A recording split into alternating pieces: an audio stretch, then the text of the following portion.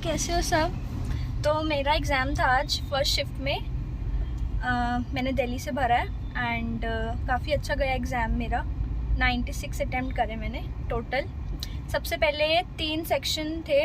सबसे पहले खुला मैथ्स में क्वांट्स में मैंने करे 31 एंड क्वांट्स में थे 2 DI और दोनों DI अच्छी थी। एक बार ग्राफ था और एक मुझे याद नहीं आ रहा क्या था। हाँ, एक टेबल वाली DI थी और 2 फ्रूट्स दे रखे थे, प्लम और कोई एक और फ्रूट था, उस पर एक DI थी बार वाली, और जो दूसरी DI थी वो किसी और चीज़ पे थी बट टेबल थी और बहुत इजी थी। एंड फिर अर्थमेटिक था, 12 से 13 क्वेश्चंस थे सिंप्लीफिकेशन के एंड सिंप्लीफिकेशन मतलब अच्छा था। 4 डिजिट नंबर्स भी थे उसमें, मतलब थोड़ा कैलकुलेटिव था बट हो गया था इजी। मैथ्स अच्छा था, मतलब मॉडरेट बोलूँगी, इजी टू मॉडरेट बोलूँगी।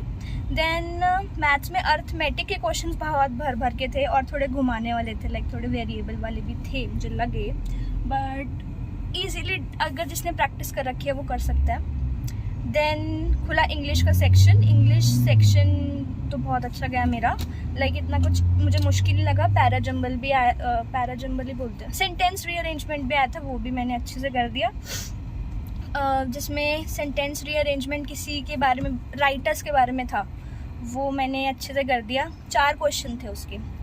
एंड RC जो थी वो सोलो ट्रैवलिंग पे बेस्ड थी, लाइक सोलो ट्रैवलिंग के बेनिफिट्स क्या होते हैं और वो सारी चीज़ें कि उसमें क्या हमें प्रिकॉशंस लेने होते हैं, कैसे हम उसको अच्छा बना सकते हैं। उसके क्वेश्चन थे। सिनोनिम एंड टोनिम थे।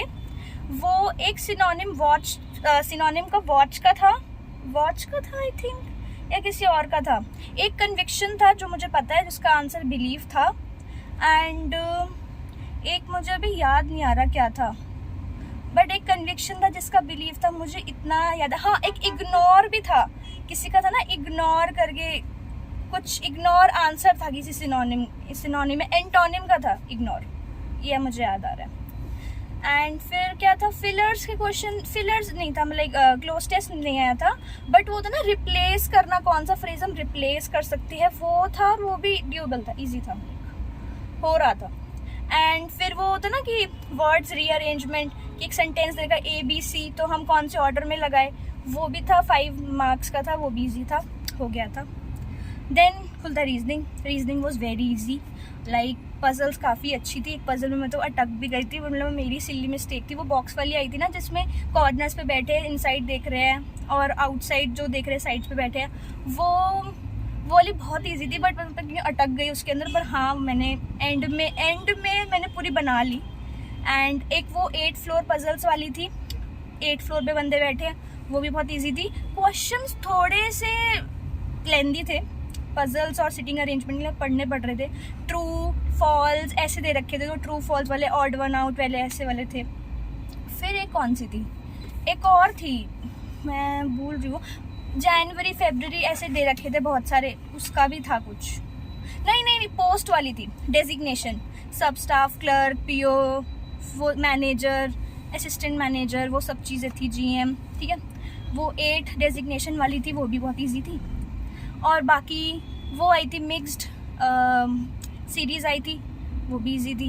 एंड हाँ, एक आई थी वो चाइनीज़ कोडिंग के जो क्वेश्चंस थे वो थोड़े लेंदी थे।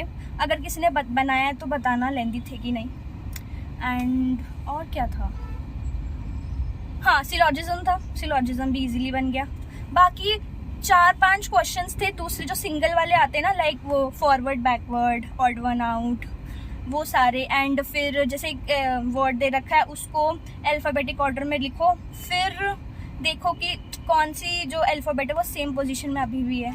तो ऐसे क्वेश्चंस थे, काफ़ी इजी पेपर था, जिसका आज है अगले शिफ्ट में कामली पेपर देना। बहुत इजी पेपर आ रहा है, बट हाँ, इजी के चक्कर में पैनिक मत होना और धड़ल्ले से कुछ भी मत मार देना। एक्यूरेसी मेंटेन रखना, क्योंकि लास्ट ईयर मेरे साथ बहुत बड़ा ऐसे, मतलब मैंने खुद ही गलती कर दी थी। लाइक इंग्लिश में मैंने लास्ट 91 करे थे, एंड इंग्लिश में पता नहीं मैंने कितना ज़्यादा नेगेटिव कर दिया कि मेरा कट ऑफ ही क्लियर नहीं हुई थी। यूपी के कट ऑफ गई थी, मैंने यूपी से भरा था, इस बार मैंने दिल्ली से भरा है। 78 समथिंग थी और मेरे इतने कम ज़्यादा नेगेटिव हो गए थे, इतना कम मार्क्स आए इंग्लिश में, 16 समथिंग आए थे, जिसकी वजह से मेरा सिलेक्शन नहीं हो पाया था। तो आगे वाले ये याद रखना, एक्यूरेसी मेंटेन रखना, चाहे तुम अटेम्प्ट्स कम करो, क्योंकि एक्यूरेसी लास्ट में मैटर करती है. तो that was my analysis. Thank you for watching.